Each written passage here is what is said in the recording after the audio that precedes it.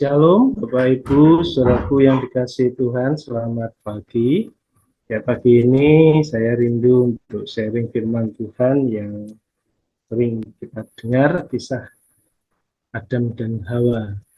Kejadian 2 ayat 9, lalu Tuhan Allah menumbuhkan berbagai-bagai pohon dari bumi yang menarik dan yang baik untuk dimakan buahnya, dan pohon kehidupan di tengah-tengah taman itu, serta pohon pengetahuan yang baik dan yang jahat. Jadi Tuhan menumbuhkan berbagai-bagai pohon. Ada yang menarik dan baik untuk dimakan buahnya, dan itu menjadi konsumsi buat manusia pertama. Ada pohon kehidupan di tengah-tengah taman itu, serta ada pohon pengetahuan tentang yang baik dan yang jahat. Ayat 16, lalu Tuhan Allah memberi perintah ini kepada manusia, semua pohon dalam taman ini boleh kau makan buahnya dengan bebas, tetapi pohon pengertian tentang yang baik dan jahat itu janganlah kau makan buahnya, sebab pada hari engkau memakannya pastilah engkau mati. Dari ayat ini, Bapak Ibu, saudara yang dikasihi Tuhan, kita melihat sesungguhnya Tuhan memberi kehendak bebas kepada manusia, kehendak bebas untuk memakan buahnya, buah yang bebas untuk dimakan, dan ada larangan untuk memakan buah pengetahuan yang baik dan yang jahat. Keinginan Tuhan bagi manusia pada waktu itu adalah supaya jangan mereka mati. Dan pada waktu itu, situasi di bagaimana manusia Adam dan Hawa dengan Allah, bagaimana hubungannya, bagaimana kedekatan dan bagaimana keintiman mereka dengan Allah itu di pasal 3 ayat 8, ketika mereka mendengar bunyi langkah Tuhan Allah yang berjalan-jalan dalam taman itu pada waktu hari sejuk, bersembunyilah manusia dan istrinya itu terhadap Tuhan Allah di antara pohon-pohonan dalam taman. Tetapi Tuhan Allah memanggil manusia itu dan berfirman kepadanya, di manakah engkau? Ia menjawab, ketika aku mendengar bahwa engkau ada dalam taman ini, aku menjadi takut karena aku telanjang sebab aku bersembunyi. Kejatuhan manusia sesungguhnya adalah ketika terputusnya hubungan yang intim dengan Allah itu. Kematian yang sesungguhnya adalah bagaimana pada awal mula manusia itu mendengar Allah berjalan-jalan, mendengar Allah berbicara, dan manusia berbicara kepada Allah dengan sangat-sangat jelas, sangat-sangat terbuka, dan ketika pelanggaran itu terjadi, mereka harus terusir dari situasi keintiman yang seperti ini. Jadi bisa dibayangkan Bapak Ibu saudara semua bahwa karena kerinduan Allah bagi kita adalah bagaimana keintiman Sang Pencipta dengan yang diciptakannya itu menjadi sangat luar biasa intim, menjadi hubungan yang sangat dekat sekali.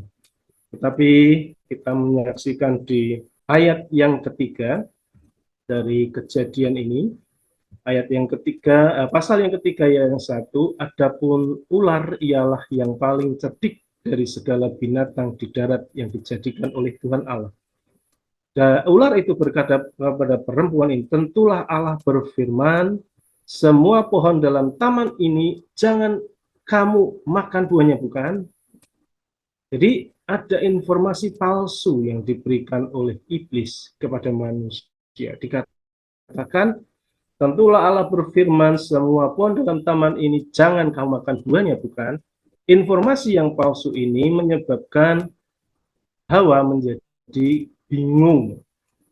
Tetapi puji Tuhan, dia menjawab kepada iblis itu disebutkan dari pasal yang ketiga, lalu sahut perempuan itu kepada ular itu, buah pohon-pohon dalam taman ini boleh kami makan, tetapi tentang buah pohon yang ada di tengah-tengah taman, Allah berfirman, jangan kamu makan ataupun raba buah itu, nanti kamu mati. Dan Hawa pun menyampaikan kepada iblis bahwa Ya, ada pohon yang boleh dimakan buahnya, ada yang pohon yang dilarang makan buahnya, tetapi ditambahkan juga informasinya bahwa ataupun raba buah itu. Saya tidak tahu apakah informasi ini dari Adam ataukah informasi ini adalah karena inovasi dari Hawa sehingga mengatakan sampai kepada kalau buah ini diraba nanti mati. Bapak Ibu yang dikasihi Tuhan, di ayat yang ke-6 dari pasal yang ketiga, perempuan itu melihat bahwa buah pohon itu baik untuk dimakan dan sedap kelihatannya. Lagi pula pohon itu menarik hati karena memberi pengertian. Lalu ia mengambil buahnya dan dimakannya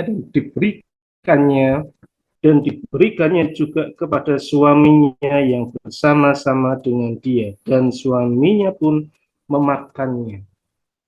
Bapak Ibu, saudaraku yang dikasihi Tuhan, dari ayat ini saya mendapatkan bahwa terputusnya hubungan yang intim dengan Allah adalah ketika manusia melanggar apa yang dikatakan oleh Tuhan.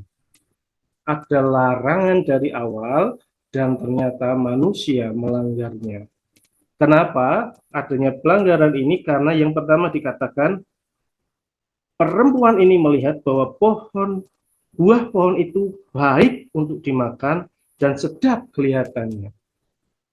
Selalu pelanggaran kepada firman Tuhan, selalu ada yang nampak itu adalah sesuatu yang enak. Melanggar firman Tuhan itu sesuatu yang nampaknya enak, nampaknya sedap.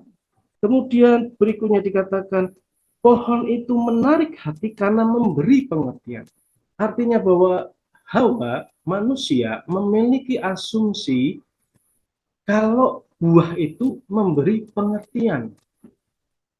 Tetapi sesungguhnya bukan memberi pengertian. Kalau menurut saya adalah ketika manusia sakarepe dewi karena memiliki pengertian sendiri, memiliki tujuan sendiri, memiliki dasar sendiri, lalu melanggar apa yang menjadi firman Tuhan. Jadi seringkali perlawanan kepada firman Tuhan karena sesuatu yang kayaknya enak.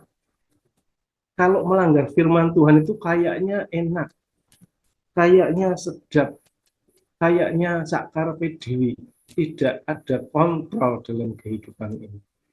Yang mau Tuhan, yang Tuhan inginkan dari kita semua adalah bahwa ketika kita mendengar firman,